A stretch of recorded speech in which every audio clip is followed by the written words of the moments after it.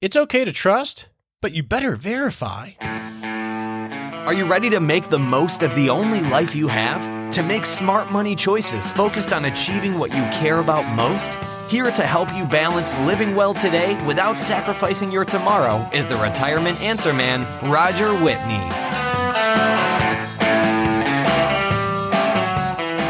I'm not going to do the show that I had planned on doing today, and here's why. Last week, I got a call from a good friend who was very upset. He had just gotten off the phone with his sister-in-law, a lady, I think she was like 68 years old. And she told him that she thinks her advisor had been stealing from her or has been stealing from her. Now, she was pretty upset. She felt threatened. She was mad. She was sad. She was frightened because he had all her money. And my buddy wasn't too happy either. So I asked him to tell me a story. He says, well, I don't have all the details yet, Roger. I'm going to talk to her over the weekend, but I'm going to tell you. From what she's told me so far, it doesn't look good. I'm like, okay, so get the details this weekend, I said to him, and then call me and let me know what's going on. And if you need my help analyzing the account statements, helping you navigate this world, let me know. So he agreed to that. So he gives me the name of the firm and the advisor, because I asked for that because I wanted to do some basic research over the weekend. And here's what I found. So I started where all of you who either use an advisor or are considering using an advisor should start. I started at FINRA, FINRA.org, on their broker check tool. Within literally a minute, I was able to pull up this gentleman's regulatory exam history, what licenses he held, how long he's been in the business. By the way, he's been in the business 21 years. Every firm that he worked at and the length that he worked at each one of those firms. So over those 21 years, he worked at 8 different firms. That's a lot of firms. And of a lot of other in-depth information. But one key thing in this instance, well, actually 2, but I'll tell you about the lighter one first, is it will also disclose any disclosures. It will disclose any disclosures that appears on this gentleman's record. So what's a disclosure? A disclosure is a particular type of event that has to be disclosed on what's called a U4, which is sort of our regulatory history, and then gets reported to all the regulatory agencies. It can be things like a regulatory issue, but oftentimes, a regulatory issue, credit problems, bankruptcies. But the big one is any reportable customer disputes have to be reported as well. So when I pull up this gentleman's record, he's been in the business 21 years with 8 different firms. He has 14 disclosure events. He has 11 customer disputes going back to 2001. 2001, a settlement of $147,000 after claims of $425,000. So I knew we had a problem. Now you go to the advisor's website, the firm, it's an independent firm. It looks like almost every other advisor's website. Looks very legit. Nothing out of question there. In fact, in the bottom, there's this huge logo with a big gold seal with a black check mark that says ethics.net registered member, which if you click on that icon, it takes you to a site that allows you to do all the searches at BrokerCheck and SEC and things like that, if you take the time to do it. I go to the advisor's bio, and it starts off, when you're making decisions that will determine how well you enjoy the rest of your life, you want experienced experts by your side. Well, yeah. And then it also goes on to say that he was recently voted a 5-star professional in Texas Monthly Magazine. Whoa, the guy's gotten awards. He's so good. So let's talk about that for a second. 2 things. One is 5-star professional is an organization. They grant wealth manager awards, advisor awards, plus in other industries as well. And I've been offered numerous of them, as long as I fill out some information. And I did 1 or 2, and then I just get marketed to pay for big advertisements in magazines. And yes, there's some basic review on a regulatory standpoint. But in my estimation, it's just my opinion, they're giving out like candy. So don't put any value in awards that you see that advisors win, at least this particular one. Now, I go to, in 5-Star's defense, I go to 5-Star Professional and look up the gentleman's name, and it doesn't appear that he's ever won the award. He's not in their database, so this guy's information on his website is not accurate. So 5-Star does do some reviews to try to weed out bad players. But you would never know that on the website, especially if you never verified. All of this really upsets me for a couple different reasons. Obviously, number one, I'm worried for my friend's sister-in-law. I'm worried that she may have lost a lot of her life savings with a guy like this. That kills me. On the other end, I worry for you in needing it. Those of you that need and want advice, how do you find good advice when every professional website looks trustworthy? Every middle-aged white guy in a suit and tie looks trustworthy. It could be any color, any gender, doesn't matter. Looks trustworthy. How do you verify who can actually walk the talk? It's hard. And it makes my job harder because I think I'm one that can, but we all sound the same to you, but very few of us can actually deliver on the value that we're trying to provide for our clients. That's frustrating for everybody involved. So what we're going to do today is in our hot topic segment, we're going to talk about some common investment scams. We'll talk about how you can try to avoid those. And then in our practical planning segment, I want to have you listen in on the conversation I had with one of the developers of 1Password, the password management tool to help secure yourself online. We talked about that before to let you know how those things work. But we can't do those until we have that all-important disclaimer.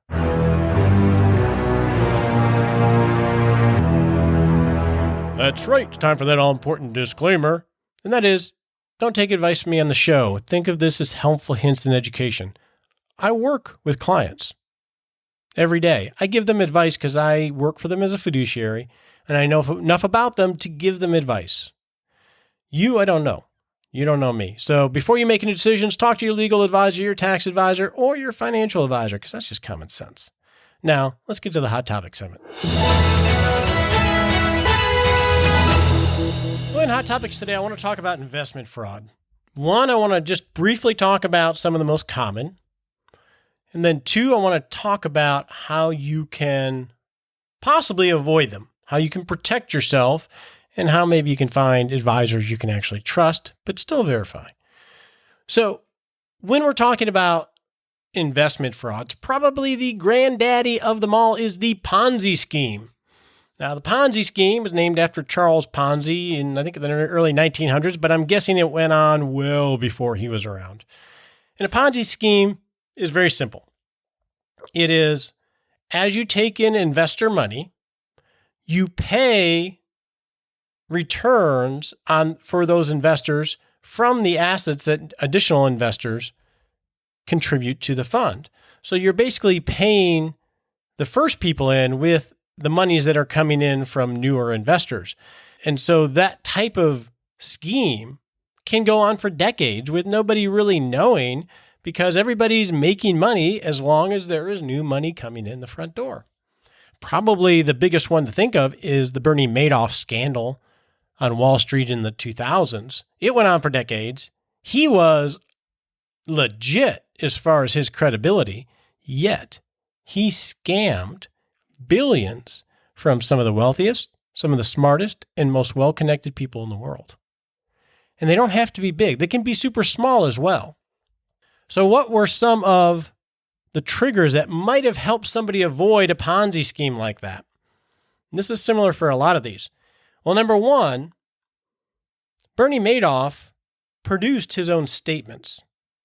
So when people brought in money to his firm, he did all the accounting and issued the statements to the clients.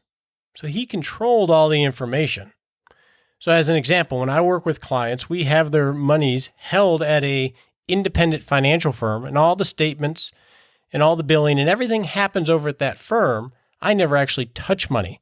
So that helps avoid that. I can't issue account statements. They come directly from the financial firm. So number one is be careful with someone who develops and prints their own statements.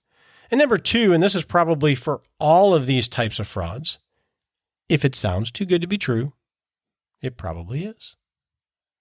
The returns that Madoff in this example, or many schemes, tend to be higher than normal with perceived less risk than normal. Those free lunches. And we all know about lunches, right? There is no free lunch. Now, the second type of common scheme is something called a promissory note. So this is basically a loan, and it's typically marketed to senior citizens or baby boomers. And the promise is, hey, we'll give you high returns or interest rates without any market risk, and we'll provide some guarantees in the background. So the pitch will go like this. Okay, I have a client who needs a loan for some purpose, and if you provide all or part of the loan, we'll pay you a much higher than normal interest rate, and we'll give you your money back. It'll be a short-term loan bond. Oh yeah, and we have the loan collateralized either by a quote-unquote guarantee by an insurance company or by some equipment or something that gives it that safety factor. And then from the investor, wow, I'm helping out someone. I get a higher than normal return. I'm not investing in the markets, and I got these guarantees. It sounds great. I can't get anything in the money market. Bonds aren't paying me anything, and I'm scared of the stock market. Here's the problem. It's very easy to produce all of the fancy documents that make it look legit. And many times what will happen is, in a scam situation, you make the loan, all the papers are signed, it all seems legit. Maybe you get an interest payment or two, and then poof, everything's gone. Again, they're honing in on that need for higher interest with no market risk. Another scam, and this is really a way, it's not really a scam, it's a way things are marketed, whether it's a promissory note, a Ponzi scheme, or something else, is through the affinity fraud, which means the fraudster will gain trust of a thought leader. Maybe it's a church, maybe it's someone who has a huge network. Once they gain the trust of them, they get access to that person's network. Well, if Johnny's do it, I'm going to do it. If Sally did it, I should do it. And then because you get this implied endorsement from people you know, like, and trust, it just seems safer and nobody does any due diligence. I think that's a lot of what happened with Bernie Madoff because he was so well known. So that's the affinity fraud, which is using friends and family to give an endorsement to help ease the flow of money to the fraud. Another one, which I have a little bit of experience in, not directly, I won't say I did this, but is life settlements. Life settlements were a very popular, quote unquote, investment back maybe 8-9 years ago. I don't know if they're still around. There may be legit ones out there. All I know is the ones that I came across were not. What I found was, well, first let's talk about what life settlement is, and I'll talk about the marketing. So what is a life settlement? The pitch was no market risk, guaranteed 10, 15, 20 returns. And it's a type of investment that really fell out of the purview of any of the regulators. So nobody was really regulating this industry. It was found a loophole and nobody was really paying attention to it for a while. But okay, so the pitch goes, hey, what we're going to do is we have a pool of insurance policies that are on people that are really sick. So they're going to die probably in the next 4 to 6, 7 years. And if you buy the policy, and we'll facilitate this for you, and then keep the premium payments going, the person who is sick or terminal will get some portion of what their death benefit was to pay medical expenses or whatever. And then when they pass away, you will get the death benefit on that policy. This originated way back in the 80s with the AIDS epidemic and then spread from there. So the idea is you either bought a share of one life insurance policy or a pool of policies, And the firm that was marketing these would take all the money, put it into a trust, pay the premiums, and then pay out as people passed away to the people that own the life insurance. I get it's sort of morbid, but that's what it was. We actually had a good friend ask us, and client, should I do something like this? He was getting pitched this, and my business partner and I had been exposed to it from other people asking questions. So we decided to drive down to the headquarters of one of these firms that was marketing these to do some due diligence. So we spent the day at this headquarters, met with the CEO, the CFO, looked at the trust statements, all this normal stuff that you would do in a checklist for due diligence. And then we're driving back. We're like, wow, it all makes sense. I can't find any real major holes. Then we sit there quiet for a while. And then we realized a couple things. Number one is all the numbers are dependent on trusting the person that's managing the trust and paying the payments and doing the right life expectancy on the people insured. Because if you get the life expectancy wrong, it blows up. And they have to be trustworthy enough to be processing everything in an ongoing way. And I finally told my partner, I'm like, look, man, just because you can't see the risk, you can't identify it, doesn't mean it's not there. And there are too many other little, not even red flags, yellowish flags of it's just too good to be true. Too much seems to go wrong. It's not well regulated. Nobody knows who these people are. So we passed on it. Now, these types of things at the time were marketed mainly on Saturday morning radio shows. Now, there's some great Saturday morning radio shows that are investment shows. There's some awesome ones out there, but there also are a lot that are marketing their hammer, their specific product, and everybody's a fit for that. Everybody's a nail for that hammer. So, but it had the promise, you're not in the markets, it all seems legit, easy money with no investment risk. You're starting to see a theme here. Then you have unregistered investments, which are buying shares in building from people you don't know, or precious metals where you, quote unquote, buy precious metals and you never actually see the money. It's either the metal, it's either held in a trust in Zurich that you never actually visit, right? But it's there. Don't worry. We'll give you a statement on it. And then there's the basic scam of, I'm guessing like this gentleman I was talking about, where they're not registered advisors. They're not regulated by any industry. They may be barred from the industry, but they set up shop and they look totally legit, betting on the fact that nobody's going to check them out. That's probably the most common one. Okay, so how do you avoid these things? How do you avoid becoming a victim of some of these investment frauds? It's really not that difficult. Number one, verify credentials. You can trust people. My clients trust me, but I make sure they verify me and verify their account statements in various ways. Verify the people involved in what's going on. It takes 5 minutes. Number two, don't chase phantom riches. Be skeptical of investments with guarantees, certain guarantees, or spectacular promised returns. There's no free lunch. And there's usually going to be some hook, especially nowadays, of getting some higher than average return with no market risk. That is usually one of the big flags that makes you want to, makes your hair pop up on the back of your neck and make sure that you be real careful. Ignore the fact that everyone is doing it. Everyone can be really stupid. I know, I've met everyone. Everyone can be really stupid because what ends up happening, it's that affinity thing. Oh, but Johnny did it. He's doing okay. Everybody's doing okay until they're not. Do your own due diligence. Number four, refused to be rushed. A sense of urgency is the salesperson's best friend. Forget limited time offers. It's going to go away. This is a once-in-a-lifetime chance. There are always more chances. Move slowly. When I work with a new client, I encourage them to verify me. I encourage that we spend time together. I fly out and meet them when it's feasible. There's never a rush. Take your time. Time is one of your best friends to step back and think, to verify, to review the documents, to do some due diligence. It could really save you. They talk about investments as being risky.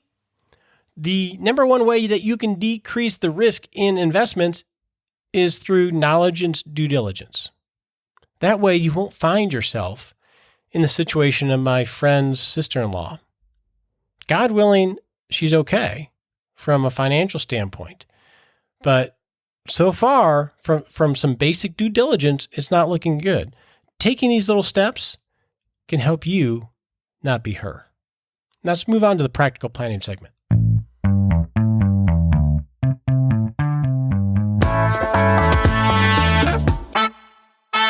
Hey, in the practical planning segment, I want to play an interview with a software programmer and I think one of the co-founders of 1Password, which is an online password manager. There's been lots of questions on whether these are safe or not, as we've talked about creating an ICE plan. I had some conversations with FBI agents. They told me they were great. We all have to make our own judgment. This is the one that I use, 1Password. There are a number of password managers out there, such as LastPass and others, but this will give you a basic understanding of how they work, what protections they have in place, and some of the benefits and disadvantages of using these types of tools. So let's get to the conversation. Well, TJ, it's great to have you on the show. You are the all-knowing expert of password manager. So why don't we just start talking about what is a password manager like a 1Password? Great question. Password Manager is a place for you to store all of those passwords that you need to remember, from everything for your banking site to Netflix and everything in between. And there are a lot more than you realize as I've started using it. I think I have like 40 different things I log into. Is that pretty common? Yeah, I mean, it's one of these things where, every place has one. I was just going through mine today, and I've got quite a bit more, but I've been using 1Password for many years now. And I remember I was flipping through and happened to see that I had bought a digital picture frame a few years ago that had an online account. That's where you were supposed to upload pictures. So you pick up these accounts all over the place. And each one of them has their own password requirements, right? Right. And of course, what happens to most people is they pick 2 or 3 passwords and they keep using them over and over again, which is a really bad idea. So how does a password, other than storing your username and your password, what other layers that help prevent that? So talk to me about some best practices of using a password manager to manage all these logins. Sure. Well, the most important thing is that each password for each site should be unique. It should be, you shouldn't be using the same password for your email and for your bank and for, the login site for your picture frame. But how do you remember them? So not only should they be unique, but they should also be random, so that someone's not just going to, come along and guess that you, picked your password after your birthday or your cat's birthday or whatever. So what 1Password does, and other password managers do, is they will generate these passwords for you, automatically fill them in, and then save them in your database.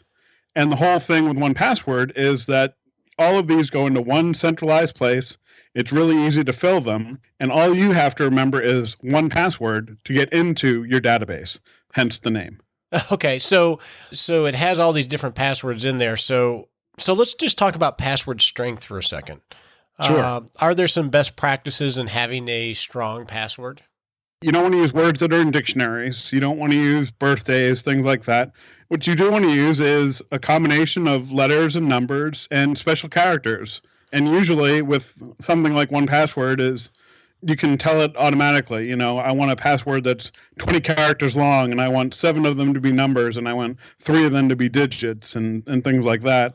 And it'll just come up with something completely random for you that you will never need to remember because it's going to remember it for you. But you want a password that's harder for you to remember than you can remember. Yeah, and you multiply that by sites, and obviously, if you're supposed to be unique, there's no way you're going to know any of them, right? Right, exactly. So that begs the question of, okay, if I do use something like a 1Password, and I get all this stuff in there, that just makes, in my mind, it would just make it harder than if I go to my bank site.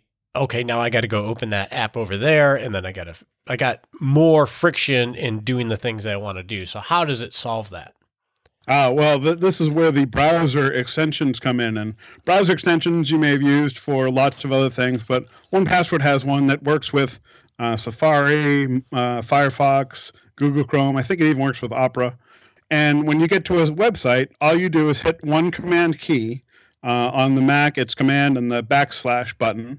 And it will look in the database. It will see what website you're on, and it will automatically fill in the password for you. So all you have to do is hit one keystroke. Couldn't be any easier, and you'll be automatically logged in to whatever site you're on. Okay, and I sort of set that up because I'm a power user of 1Password, and it is really simple with the extensions. You couldn't do it without it, really. Yeah, otherwise it would just be, too much struggle to go find them and put them in there. When you're doing this, I know there's some features where you can audit your passwords and have to get an idea of where there might be some vulnerabilities. Can you talk about that?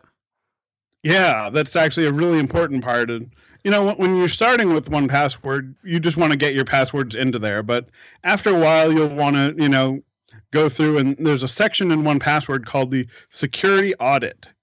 And what that will do is it will look for things that are passwords that are weak. And it's really good about trying to, it'll look through because it knows what your password actually is. And, if you've got pencil 17 as your password somewhere, it's going to say, this is one that you should change. It will also find duplicate passwords for you. So if you use the same password on more than one location, and then it'll go through and it'll tell you ones that are old, ones that you haven't changed in a while. I think there's a section for 1 year old, 1 to 3 years old, and older than 3 years. And once, you've had the same password for a while, you may just want to change it to, depending on how important it is. Your bank password should probably be changed more often than, again, your Netflix password. There's no real harm if somebody gets into your Netflix account, as opposed to, say, your bank account or your investment savings account. Okay, and so how do these things work with like two-step authentication and things like that? Oh, two-step authentication is another really important feature. Well, first off, why don't we explain what that is, just in case someone listening? Yeah. Well, two-factor authentication is one of these things where you've got a password, but then they'll also want a special code that's only good for, I think, like a minute or maybe 30 seconds even when you're trying to log in. And so what you need is some kind of a device that will, generate this. It's like a PIN code for your ATM. Yeah, they text it to you. I have a bank that texts me something every now and then. Yeah, but imagine a PIN code that was only that changed every minute or so. So even if somebody got your PIN code for right now, they wouldn't be able to use it in a minute. So they'd have to have that plus your password. Well, 1Password will store your two-factor authentication code. Will generate your two-factor authentication codes for you, so you can get that right at the same place that your password's saved. Okay. So you can have all those in the same place and only need one application for both. Now, one area of the app that I've started to use more, mainly because we've been having this series on creating an in case of emergency plan, which is, okay, if something happens, who do you need to call? How do I access things? And that is the secure note feature. So, okay, it's a password manager, and whether it's 1Password or others, it's a password manager, but it's also a place where you can have copies of your driver's licenses and things like that. So how does that work? Yeah, that's actually one of the features that if I had known about 1Password doing well in passwords, I probably would have started using it sooner. It's, how many times have you been at a website that wanted your credit card information? So you can, store credit cards in there. Secure notes. I've got a bunch of these. I'm just looking right now to see how many I've got. I've got almost 100 of them. And they're all sorts of things. I've got my wife's social security number, my son's social security number, things that you want to remember, but you don't want to stick on a Post-it note. I've got a copy of my passport information on there. And I've also got information on my mother and my mother-in-law have, given me their in case of emergency information for some of their, bank accounts and things like that. God forbid anything should happen to them.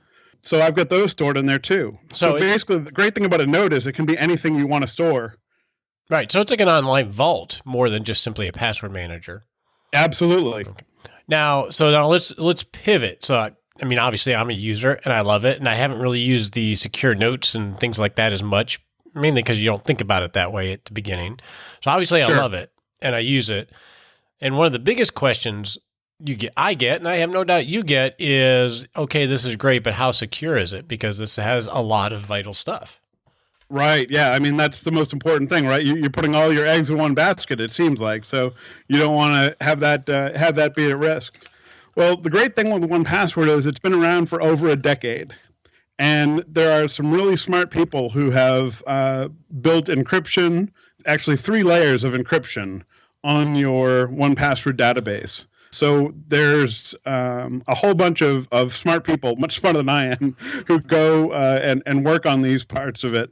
And so really, it's been publicly evaluated. There's a white paper that we've got that people can read if they want, to really get into the nitty-gritty details. But it's basically encrypted stronger than most secure websites are.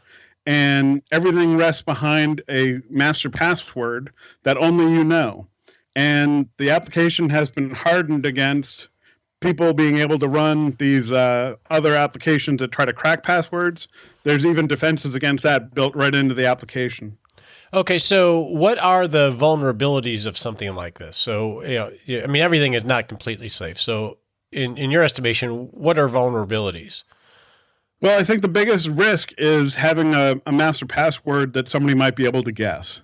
Again, if your master password is something that goes with your birth date or, some special, your cat's name or something like that, the biggest weakness right there is that somebody's going to be able to just randomly guess your master password. So what we've suggested is that people pick 3 or 4 unrelated words and make a more secure password that'll be longer than a usual password, but you'll be able to remember it because it's words instead of just randomized letters. I heard recently that it's actually unrelated words that sort of rhyme. That's one way of doing it. Again, there's a couple of great resources for this out there. If you Google, passphrase generator or something like that, you can find some of these. If you really want to see where most people first heard about this, Google correct horse battery staple, which was a passphrase that was used in a comic strip to sort of illustrate how this could be used. And again, those are unrelated words, but if you can remember the words, you can get into your master password. But after that, you're secure. After that, the idea of someone getting into there's only one way in. Even Agile Bits, the company that makes 1Password, does not have any way to access your information if we don't have your master password, and we don't have your master password. And I was going to say that. So if I forget my password, I got to start over.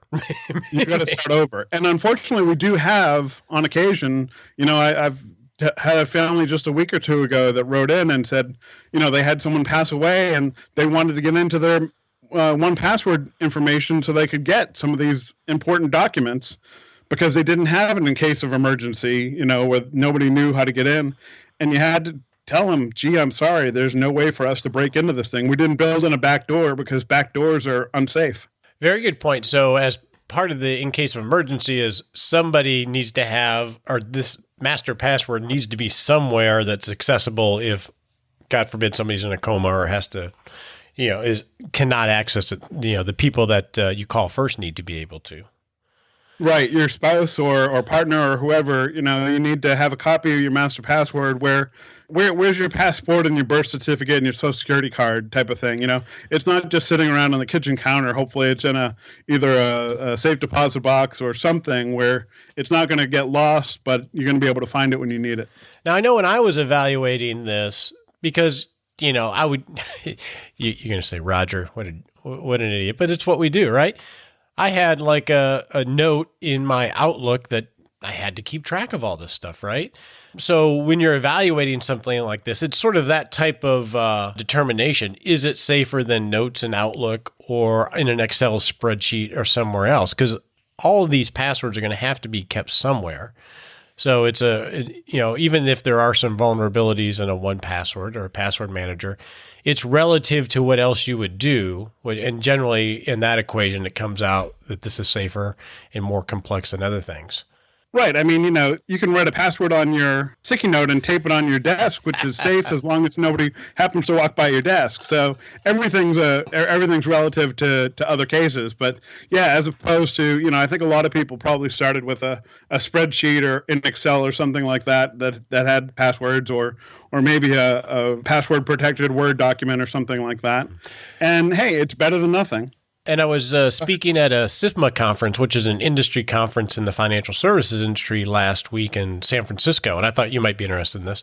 And there was a panel of heads of cybersecurity for major investment firms, and then one FBI agent in charge of the San Francisco office, all on cybersecurity.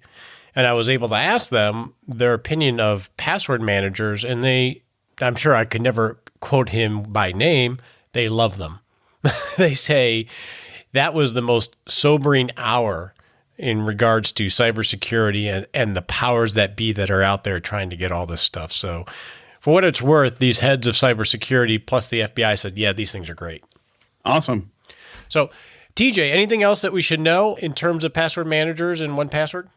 Don't use birthdays as passwords. If you get nothing else other than that, I don't know what it is, but my son, who's 14, when he first had to get passwords a couple of years ago, that was the first thing he went to. So I think it's something innate in the human condition that we want to use birthdays. But if you stop using that, maybe that's a good place to start. And then and if you do have questions, we've got a great support team at 1Password. We're happy to help people and get used to how to use the application. Great. So get in touch. Thanks so much, TJ. You're welcome. On your marks, get set.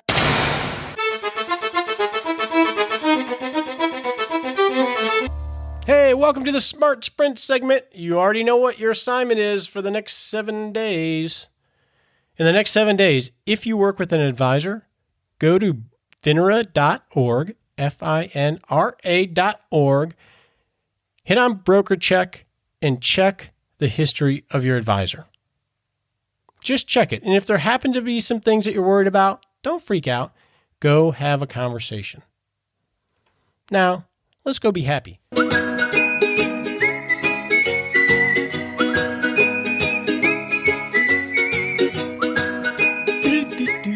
Hey, welcome to the Happy Lab, where we noodle on, how to be happy. So I think I shared this one a long time ago, but I'm just going to share it again because I think it fits with what we're talking about.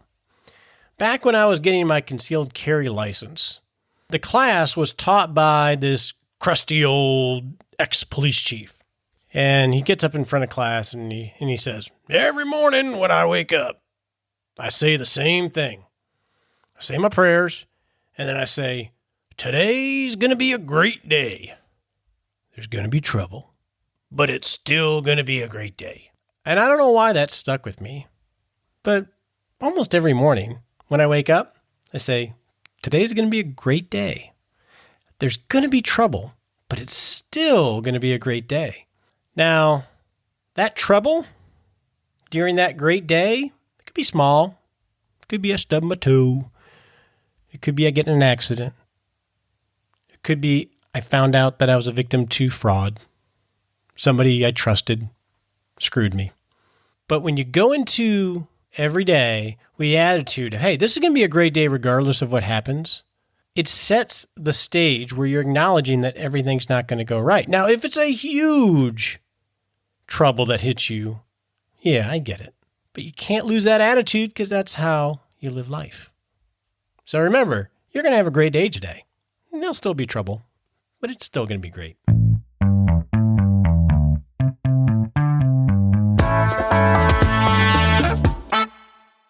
Hey, I want to thank you so much for joining me on the show today. It's sort of a rough one, talking about something not so much fun, but there are people you can trust, people that can help you on your journey to a great retirement.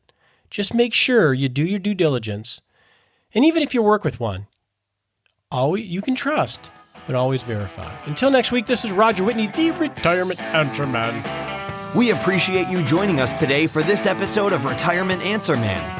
Be sure to visit rogerwhitney.com/answers to access the Retirement Answer Library with over 30 checklists to help you make the most of the only life you have. Remember, you have more power than you realize to create an amazing life starting today with Retirement Answer Man.